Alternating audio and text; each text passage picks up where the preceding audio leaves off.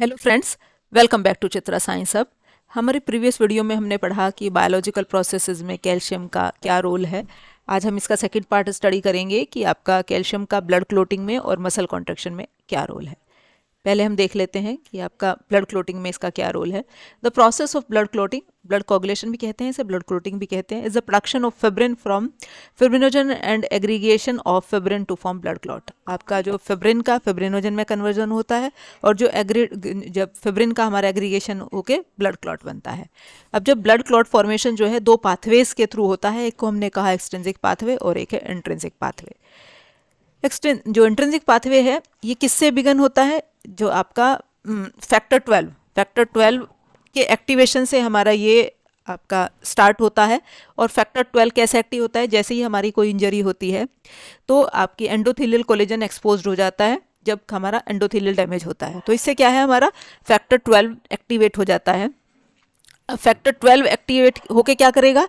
Factor 9 को activate करेगा। अब फैक्टर 9 होने से अब क्या क्या है हमारा, जैसे ही डैमेज हुआ तो फैक्टर 12 का एक्टिवेशन हो गया हमारा 12A में। ये फर्दर क्या करेगा, आपका जो फैक्टर एक्टिवेटेड फैक्टर 12 है ये 11 को एक्टिवेट करेगा। अब 11 क्या करेगा, आपका कैल्शियम के प्रेजेंस में ये एक्टिवेटेड 11 कैल्शियम की प्रेजेंस में फैक्टर 9 को एक्टिवेट करेगा। अब ये एक्टिवेटेड 9 क्या करेगा, फैक्टर 8 को फिर कैल्शियम की प्रेजेंस में ही फैक्टर 8 को एक्टिवेट करेगा। तो ये सब हुआ क्या, किसकी मतलब ये जो हमारा जो ये कैस्केड चल रहा है, एक एक्टिव हुआ उसने दूसरे को एक्टिव किया, उसने फिर तीसरे को एक्टिव किया। तो ये हमारा जो हो रहा है ये जो है आपका जो कैस्केड हमारा चल रहा है, एक से दूसरा एक्टिवेट हो रहा है। तो इसमें बीच में इंटरमीडिएट पाथवे में हमारा कैल्शियम का हम रोल देख रहे हैं कि जब हमारा 9 से 9th ए एक्टिव हुआ, 8 से 8th ए एक्टिव हुआ, तो ये हुआ किस कैल्शियम के प्रेजेंस में।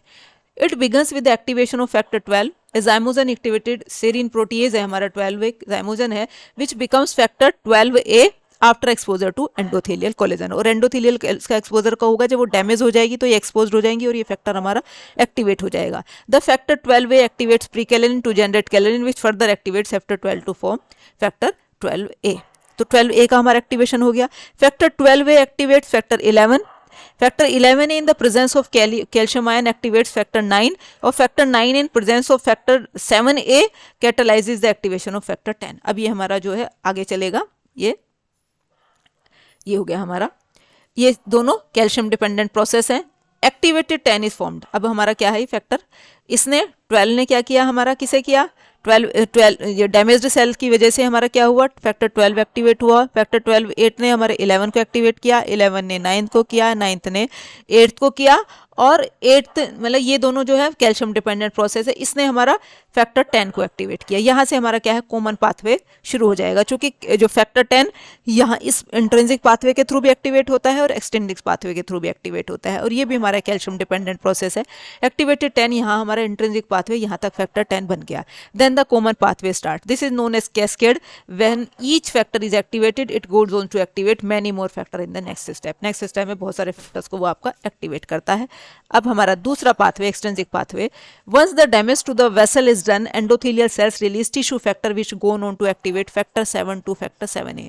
अब जो हमारा कोई डैमेज होता है किसी आपका सरफेस पे, तो जो टिश्यू फैक्टर जो है वो 7 को एक्टिवेट कर देते हैं। फैक्टर 7 जो है एक्टिवेट होके 7A हो जाता है, और ये भी हमारा किसकी प्रेजेंस में होता है, कैल्शियम की प्रेजेंस में होता है। Factor 7A goes on to activate factor 10 to 10A। ये हमारा जो है इंट्रिंसिक पाथवे में भी 10 जो वहीं पे खत्म हुआ हमारा फैक्टर 10A में एक्टिवेट हुआ। इसमें भी सेम यही है कि आपका जो है 7A फैक्टर 7 जो है वो एक्टिवेटेड होकर 7A हो गया आपका, और ये भी हमारा क्या है, कैल्शियम डिपेंडेंट प्रोसेस है, और इसने भी हमारा 10 को एक्टिवेट किया। तो यहाँ पे आके हमारे क्या है, दोनों पाथवे क्या है, मर्ज हो जाएंगे। This is the point where the intrinsic and extrinsic pathway become one, जहाँ पे दोनों एक हो जाएंगे। अब कॉमन पाथवे में क्या होगा, हमारा कॉमन पाथवे जो है 10A से शुरू होता है हमारा ये, और ये भी हमारा कैल्शियम डिपेंडेंट प्रोसेस है। ये भी 10 से 10A हुआ, ये क्या करेगा, फैक्टर 5th को एक्टिवेट करेगा, और फैक्टर 5th के एक्टिवेट होने से प्रोथ्रोम्बिन थ्रोम्बिन में कन्वर्ट होगा। ये भी कैल्शियम डिपेंडेंट प्रोसेस है। अब थ्रोम्बिन क्या करेगा, फिब्रिनोजन को फिब्रिन में कन्वर्ट करेगा। ये भी कैल्शियम डिपेंडेंट प्रोसेस है, और ये फिब्रिन के जो है आपका ये यहाँ क्लॉट बनना शुरू हो जाता है, ये इकट्ठे होने शुरू हो जाते हैं और फिब्रिन क्लॉट डैमेज सरफेस पे फिब्रिन का क्लॉट बन जाता है। Common pathway start with factor 10A। Factor 10A it converts prothrombin to thrombin in the presence of factor 5 calcium and phospholipid on the surface of platelet. अब ये जो factor 10A किसे prothrombin को active करता है, प्रोथ्रोम्बिन थ्रोम्बिन में convert होता है और ये कैल्शियम की प्रेजेंस में होता है, साथ के साथ फैक्टर किसकी वजह से 5A की वजह से हो रहा है और कैल्शियम और फॉस्फोलिपिड। प्रोथ्रोम्बिन थ्रोम्बिन में कन्वर्ट हुआ, थ्रोम्बिन क्या करेगा, फिब्रिनोजन को फिब्रिन में कन्वर्ट करेगा और फिब्रिन क्या फर्दर पॉलीमराइज होके क्लॉट बना लेते हैं। तो ये हमारा कॉमन हमारा कोगुलेशन का पाथवे है। इस तरह से दोनों 10 पे आके मर्ज होते हैं, इंट्रिंसिक एक्सट्रिंसिक पाथवे। इस तरह से हमने देखा कि हर प्रोसेस में मतलब मोस्टली हर प्रोसेस में हमारा कैल्शियम का रोल है ब्लड कोगुलेशन के प्रोसेस में। अब हम देखते हैं मसल कॉन्ट्रैक्शन में कैल्शियम का रोल क्या है।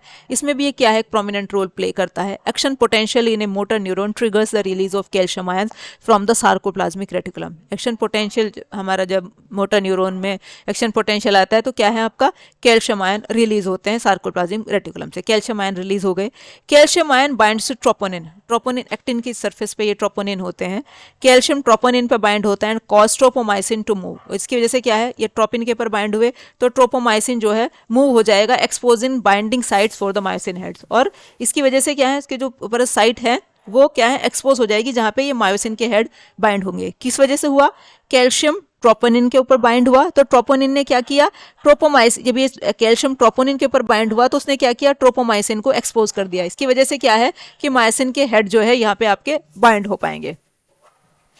On actin, the binding site for the myosin heads are covered by a blocking complex।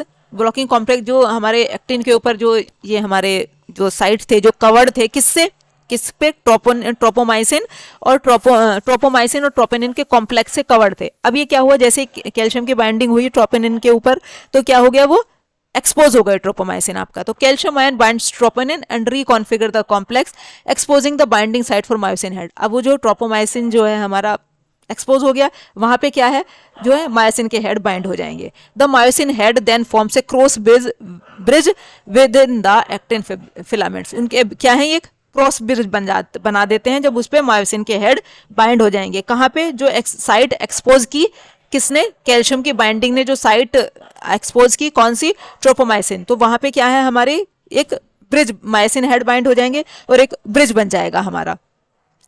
ATP binds to myosin head breaking the cross bridge between actin and myosin. अब जो actin और myosin के बीच में जो cross bridge बना, अब ATP myosin के head पे बाइंड हो जाएगा। ये देख रहे हैं, मायोसिन के हेड पे एटीपी बाइंड हो जाने की वजह से वो ब्रिज टूट गया, जो किसके बीच में बना था, जो एक्टिन और मायोसिन के बीच में बना था। किसकी वजह से, कैल्शियम बाइंड हुआ था, इस वजह से जो ब्रिज ये वो एक्सपोज हुआ, एक्सपोज पे मायोसिन बाइंड हो गया। अब वो जो ब्रिज बना था, वो जब मायोसिन के साथ एटीपी बाइंड होता है तो ब्रिज टूट जाता है। ATP hydrolysis causes the myosin head to change position and swell, moving them forward the next actin binding site. अब एटीपी की हाइड्रोलाइसिस होती है, ये क्या करता है, मायोसिन को आगे आगे थोड़ा खिसकाता रहता है, आगे खिसकाता रहेगा तो फिर क्या होगा, फिर से अगले साइड पे फिर कैल्शियम बाइंड हो जाएगा, फिर वो ट्रोपोमाइसिन फिर आपका फ्री होगा, एक्सपोज हो जाएगा उस पे, फिर हमारा मायोसिन का फिर बाइंड होगा, फिर एटीपी बाइंड होंगे मायोसिन के साथ, फिर उसे उसका ब्रिज को तोड़ेगा, फिर एक स्टेप थोड़ा फिर आगे आगे आगे आगे खिसकता रहता है। Myosin head binds to the new actin site and returns to its origin conformation. This reorientation drag the actin along the myosin sliding mechanism में उसे धीरे धीरे आगे की तरफ क्या है, आगे की तरफ खींचता रहता है। The myosin heads move the actin filament in a similar fashion to the way in which an oar props a boat. जैसे एक नाव को वो पतवार से पीछे वो पानी पीछे करते रहते हैं, नाव आगे चलती रहती है, सेम इसी तरह से ये इसके साथ खिसकता रहता है। The sliding of actin along myosin therefore shortens the sarcomere. Sarcomere को छोटा कर देता है और इस वजह से मसल कॉन्ट्रैक्शन हो जाती है। अब ये जो हमें फिगर में दो फिलामेंट दिख रहे हैं, थिन और थिक, ये जो हमारे थिक फिलामेंट थिक जो दिखाई दे रहे हैं हमारे, ये वाला थिक जो है ये तो मायोसिन का प्रोटीन है, और जो थिन फिलामेंट है ये किसके हैं, एक्टिन ट्रोपोमाइसिन और ट्रोपोनिन का कॉम्प्लेक्स है। अब ये हमने पढ़ा, वो दिख के क्या है, धीरे धीरे धीरे क्या है, आगे आपके खिसकते रहेंगे। स्लाइडिंग एक्शन की वजह से जो है मायोसिन जो है the sliding of actin along myosin therefore shorten the sarcomere, sarcomere को छोटा कर देता है, तो आपका वो छोटा क्या है, कॉन्ट्रैक्ट हो जाएगा। तो कॉन्ट्रैक्टेड में इस तरह से छोटा हो जाता है, रिलैक्स में इस तरह से आपका बड़ा होता रहता है। एक एक स्टेप आगे आगे खिसक के नेक्स्ट अगले को वो आपका जो है एक्शन पोटेंशियल अगले पे आ जाएगा। तो इस तरह से हमारा क्या है, मसल कॉन्ट्रैक्शन का प्रोसेस चलता रहता है। तो यहाँ भी हम देख रहे हैं कि कैल्शियम का मेन रोल है कि कैल्शियम आपका उसके ऊपर बाइंड हुआ ट्रोपोनिन का, तो उसने ट्रोपोमाइसिन का वो जो एक्सपोज किया, तब हमारा वो उसके साथ मायोसिन बाइंड हो पाया। तो यहाँ भी हमारा हमने क्या देखा, कैल्शियम का मेन रोल है। तो हमारा ब्लड कोगुलेशन में भी कैल्शियम का प्रोमिनेंट रोल है और मसल कॉन्ट्रैक्शन में भी है। और क्या क्या हमारे इसके बायोलॉजिकल प्रोसेसेस में क्या क्या हमारे इसके यूज़ है, वो हम प्रीवियस वीडियो में ऑलरेडी डिस्कस कर चुके हैं। नेक्स्ट में हम आपका नेक्स्ट टॉपिक डिस्कस करेंगे। तब तक के लिए थैंक यू।